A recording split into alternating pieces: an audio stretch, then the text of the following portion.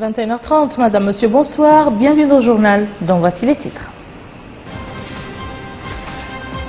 Le président de la République s'informe à Bassiknou et à Abdelbagrou sur l'état d'avancement des projets et des performances des infrastructures publiques.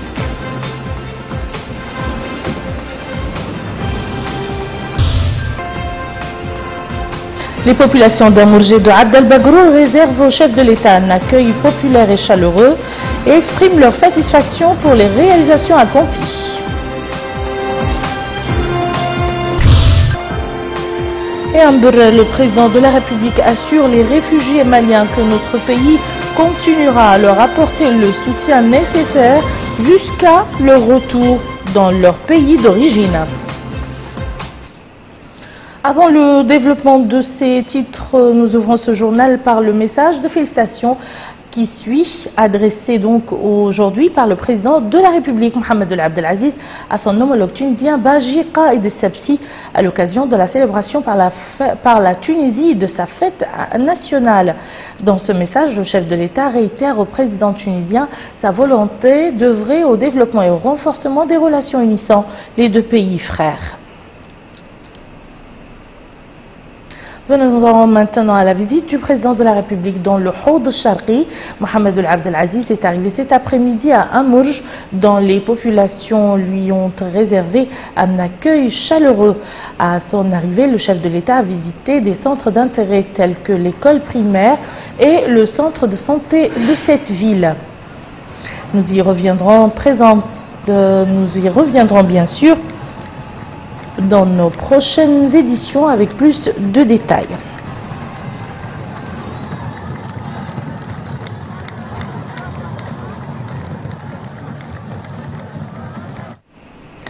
Amourj est l'une des 7 muqata'a de la wilaya du Houd Sharqi dont l'activité économique est basée sur l'élevage et l'agriculture pluviale. Une carte postale de cette muqata'a avec Bokar Baylaba. Une muqata située au sud-est de la wilaya du Houd Sharqi. Amourj est une muqata à 3 communes, Amourj, Abdelbagrou, Bougadoum. Comme toutes les muqata de la wilaya du Houd Sharqi, l'activité principale à Amourj demeure l'élevage. À cela s'ajoute le commerce. Justement, le centre-ville d'Amourj grouille en raison de son marché très connu dans la wilaya. Un marché qui attire tous les commerçants des localités environnantes. Ici, tout s'achète, d'objets d'art au bétail en passant par la volaille. Le marché d'Amourj reste l'une des grandes attractions populaires de la ville. Une ville où la population locale espère que la visite du président de la République, M. Mohamed El Abdelaziz, permettra de booster l'économie de la muqata. Et parmi les priorités, il y a l'eau, l'éducation, la santé, l'électricité ou le transport. Les populations sont unanimes pour dire que la muqata a besoin d'importantes infrastructures de base pour sortir de la précarité et du désenclavement. Plus tôt dans la journée, le président de la République en route vers Abdelbagrou s'est enquis de l'avancement des travaux de la ligne Bakla-Abdelbagrou des eaux de Dhar qui constitue l'une des principales conduites d'approvisionnement en eau potable de cette zone à partir de la nappe de Dhar. Arrivé à Abdelbagrou, le chef de l'État a fait l'objet d'un accueil populaire chaleureux. Récit de cette étape avec Abdelrahman Hamad.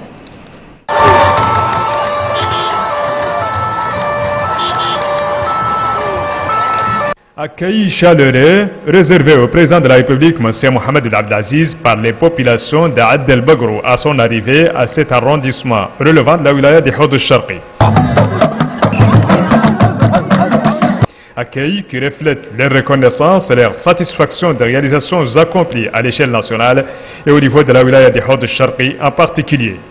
Le chef de l'État s'est dirigé immédiatement vers l'école 5 d'Abdelbagrou pour s'enquérir de l'état de l'enseignement de base dans cet arrondissement. Ici, le président de la République s'est informé sur les principaux problèmes de l'enseignement dans cette zone, qui sont notamment le manque de formation du personnel de l'enseignement, l'absence de suivi et évaluation et la déperdition scolaire. Il a en outre donné des instructions fermes aux responsables du département de trouver les solutions adéquates à ces problèmes dans la célérité requise. La santé est aussi un souci majeur pour les autorités publiques. C'est pourquoi le président de la République est tenu de visiter le centre de santé d'Ad El Bagrou, où il s'est acquis des services fournis par ce centre et ses différentes composantes.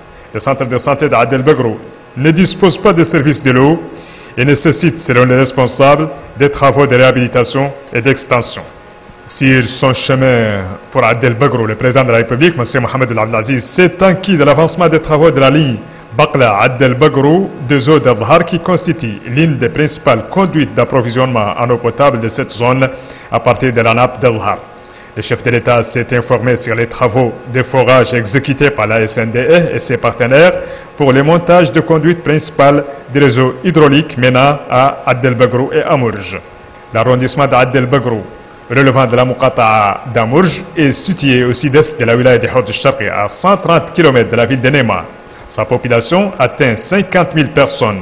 Il dispose, à l'instar des autres arrondissements de la wilaya, de tous les services de base tels que l'enseignement, la santé, l'énergie et l'eau. La Muqata'a d'Ad El Bagrou dispose de 100 écoles primaires dans lesquelles les cours sont dispensés par 120 instituteurs en plus d'un seul collège. Et avant Ad El Bagrou, le président de la République était ce matin à Bassetnou, l'occasion pour lui de s'informer sur l'avancement des travaux du nouvel hôpital de la ville. Le nouvel hôpital exécuté dans le cadre de la décentralisation renferme différentes spécialités médicales, une salle d'opération, une autre pour la gynécologie, entre autres services dans les annexes nécessaires pour rapprocher les prestations sanitaires des citoyens. Hier soir, le président de la République avait visité les services du centre de santé de Bassetnou et pris connaissance des équipements dont il dispose, ainsi que des prestations qu'il dispense au profit des populations. Le centre, classé dans la catégorie B, dispose d'un personnel composé de 23 personnes, dont un médecin, un infirmier, une sage-femme et 2 accoucheuses. Auparavant, le président de la République avait visité l'école 4 de Bassetnou pour s'informer sur le niveau des élèves et le rendement des enseignants. Ces derniers lui ont fait part des problèmes auxquels fait face l'établissement. Le président de la République a donné au cours de cette visite des instructions aux services compétents pour résoudre ces problèmes et améliorer le rendement du personnel d'encadrement de l'établissement. Le nombre des élèves dans cette école est de 424, dont 195 filles encadrées par 8 enseignants. Et sur la route reliant Bassetnou à Vassala, le cortège présidentiel a effectué plusieurs arrêts au niveau des villages qui se trouvent sur cet axe. Aminata Khan nous en dit plus. Dans le cadre de sa visite qu'il effectue actuellement dans la wilaya du Houd al-Sharqi, le président de la République, Mohamed El Abdelaziz, s'est rendu au projet agricole de Venja relevant de l'arrondissement de Vassala.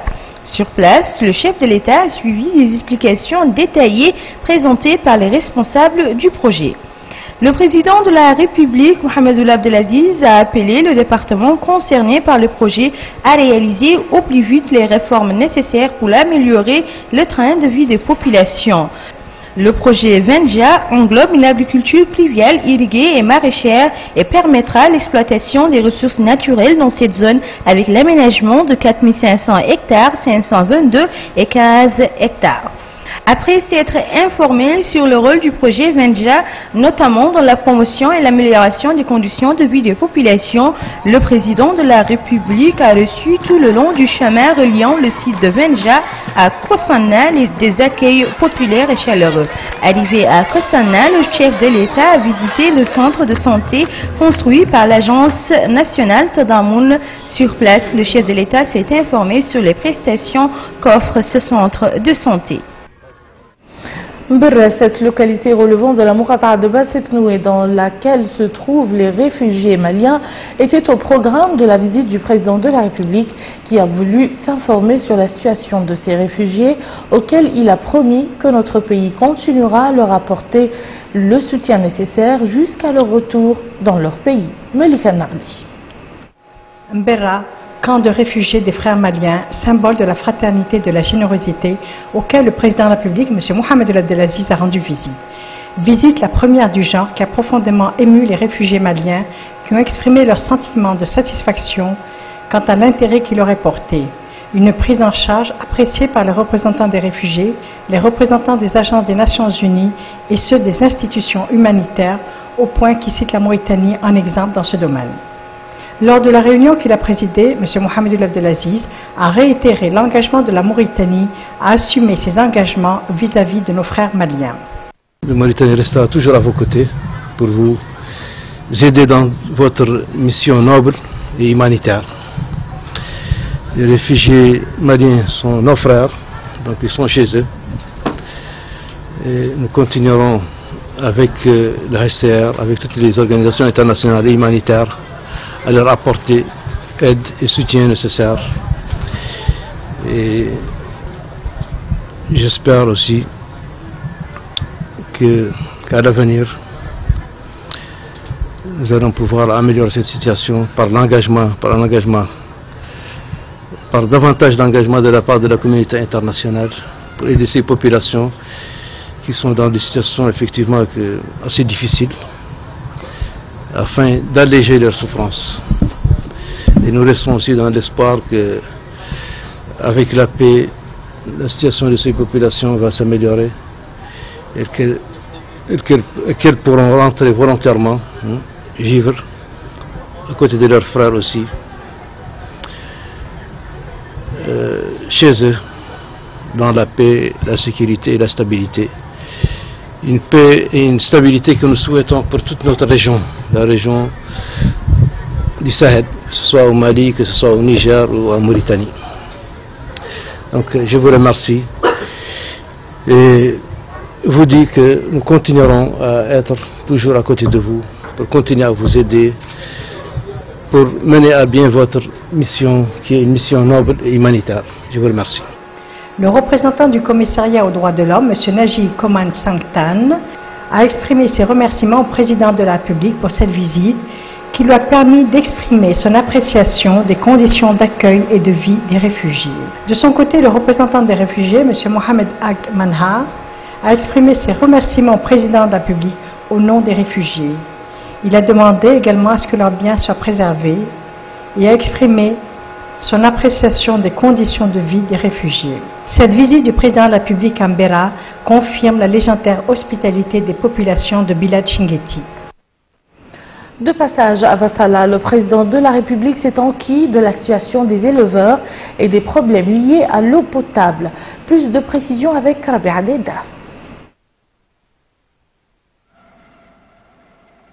Le président de la République, M. Mohamed Ould Abdelaziz, arrive dans la ville de Vassala pour effectuer une visite tant attendue par les habitants de Vassala qui ont tour à tour remercié le chef de l'État pour sa visite et pour les réalisations accomplies dans leur ville. Le chef de l'État, par sa visite, accomplit un pas vers le changement pour ses habitants. Conscient que l'eau potable est l'un des problèmes qui se posent le plus pour les habitants des zones reculées, le chef de l'État s'est arrêté au niveau du seul puits d'eau que les éleveurs utilisent pour abreuver leur bétail. Il a pu se rendre compte des problèmes rencontrés par les éleveurs afin d'assurer à leur bétail de l'eau. Le président de la République a pu visiter les 2 châteaux d'eau de Vassala de la Société nationale d'eau qui ne parviennent pas à suffire la consommation des habitants de la ville de Vassala. D'après les explications qu'il a reçues de la part des responsables de cette structure, due à l'ancienneté du réseau d'eau, un problème qui peut être résolu, ont-ils ajouté, par l'extension de celui-ci. Le président de la République a donné ses instructions pour que l'on procède au renforcement de leurs capacités afin de surmonter le déficit en eau dû à la demande progressive de cette matière vitale, exprimée au chef de l'État par les populations de ce département administratif. Parce que l'année 2015 a été déclarée année de l'enseignement, le président de la République, M. Mohamed Ould Abdelaziz, a exhorté les élèves et le corps enseignant de l'école 1 de Vassala à redoubler d'efforts afin d'accompagner les efforts de l'État à concrétiser la déclaration de l'année 2015, année de l'enseignement. Devant le chef de l'État, les élèves ont exprimé les problèmes qu'ils rencontrent dus principalement à la vétusté de leur école. Ils ont par ailleurs exprimé leur souhait d'avoir un lycée dans la ville de Vassala.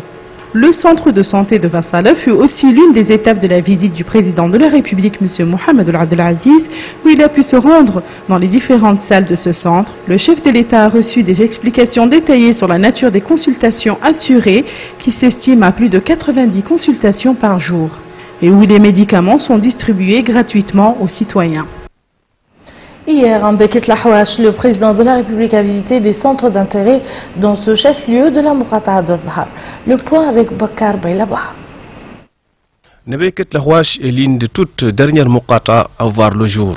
Elle date de 2010 sur la volonté des pouvoirs publics dans le cadre de la politique de décentralisation. 5 ans après sa création, Beket Lahouach s'est doté d'importantes infrastructures qui lui permettent de répondre aux besoins sans cesse croissants des populations locales. Pour les autorités locales, beaucoup de réalisations, notamment dans le domaine de la santé, de l'éducation ou de l'eau, ont vu le jour dans la Muqata'a. Mais beaucoup de choses restent à faire. Ainsi, les habitants de la Muqata'a espèrent que la visite du président de la République permettra d'accélérer les travaux de réalisation de la route reliant Nema à Beket Lahouach. D'autres demandent le renforcement des services de base comme l'eau et l'électricité. Mais il n'y a pas que cela. La Muqata'a de Beket Lahouach, comme la plupart des localités du sud-est de la wilaya, fait face à des contraintes de développement agricole, notamment dans le domaine de maraîchage. Il faut connaître la topographie du terrain. S'il le faut, avoir par exemple un système de retenue où parfois tu peux accentuer l'infiltration ou jusqu'à que par exemple que les gens au moins puissent dans de longues durées pouvoir utiliser ces cultures, ou parfois même tu peux avoir des retenues qui dans la durée qui existent et qui persistent. Combien l'agriculture est difficile dans cette zone? Parce que là même on est parti jusqu'à sur le point d'utiliser des puits. Des puits où on installe des pompes solaires, c'est-à-dire pour le maraîchage. Et quand on dit maraîchage, c'est-à-dire qu'en réalité, c'est presque la plaie de fraîcheur. Et si tu dis pompes solaires aussi, on fait allusion au soleil, et que maintenant, donc là aussi, des difficultés qu'on confronte. Donc, vous voyez. Mais bon, là, je crois quand même, bon, c'est-à-dire que avec les partenaires, c'est-à-dire qu'on va continuer à étudier le terrain, c'est-à-dire que, bon, on va essayer aussi de voir les possibilités. C'est en tout cas pour améliorer la culture dans la zone. Aujourd'hui, la Muqata'a de Beket Lahouach va être un exemple réussi de décentralisation. Pour autant, le chemin du développement reste encore long à parcourir. Et c'est également dans cette Muqata'a que le président de la République a visité la station de pompage du projet Dhahar ainsi que le réservoir principal du projet. Nous retrouvons toujours Bakar Baylaba. L'eau, c'est la vie. Quand l'eau s'exprime, ce sont toutes les activités qui s'en ressentent. Longtemps attendu par les populations locales, le projet d'alimentation en eau potable des villes de l'Est mauritanien à partir de la nappe Dhahar avance à grands pas. Un projet qui a fait l'objet de la visite ce matin du président de la République.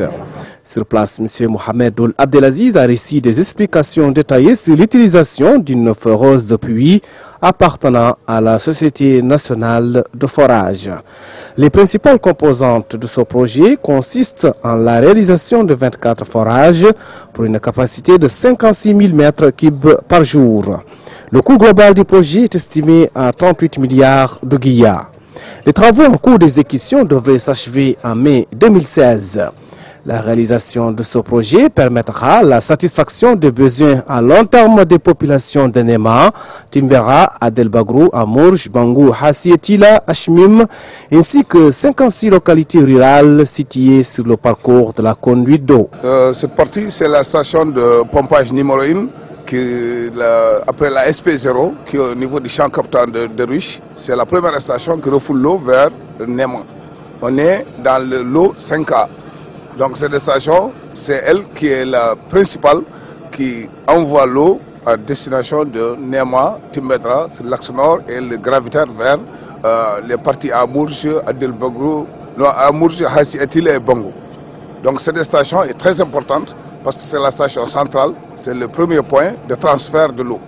Ici, les travaux sont déjà bien avancés et c'est le premier front de pose, le premier front qui avance vers l'axe, vers les champs captants, et le second front qui avance à gauche vers le point RMC.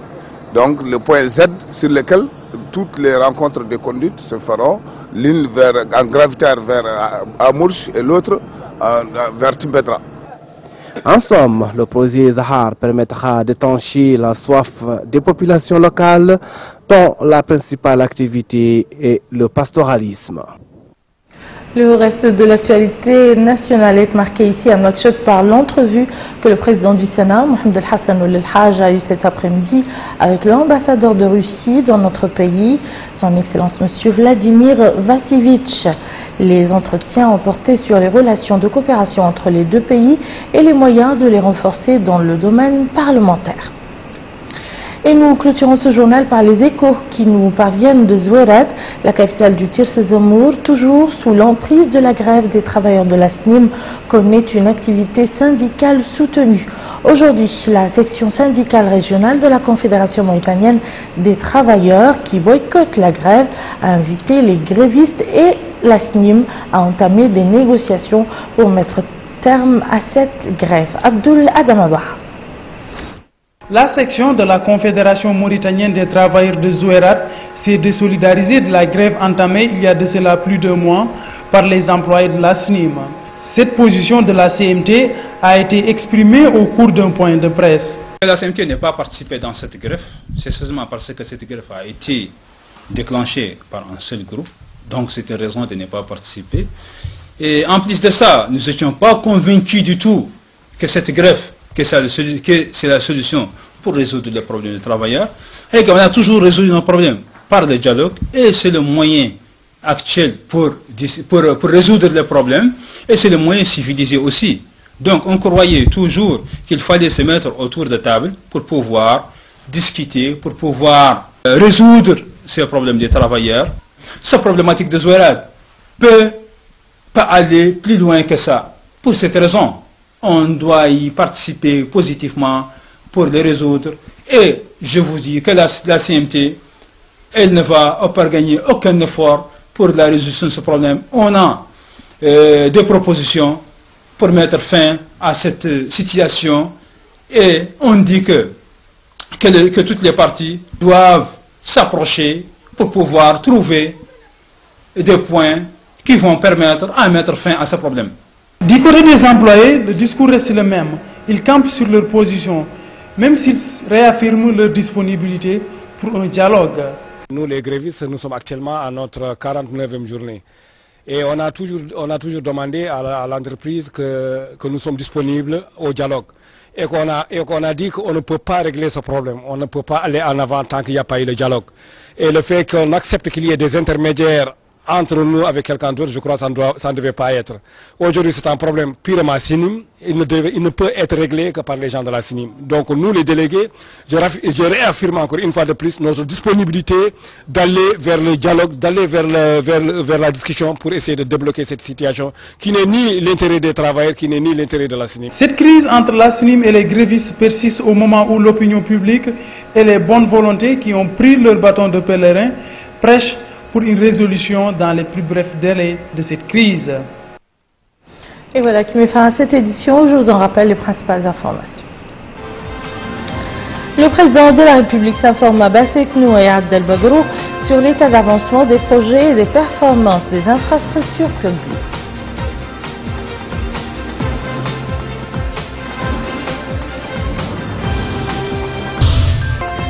Les populations d'Amourgé et de Abdel Bagrou réservent au chef de l'État un accueil populaire chaleureux et expriment leur satisfaction pour les réalisations accomplies. Et à Mberel, le président de la République assure les réfugiés maliens que notre pays continuera à leur apporter le soutien nécessaire jusqu'à leur retour dans leur pays d'origine. Merci, Madame, Monsieur, de nous avoir suivis. À très bientôt, Inch'Allah.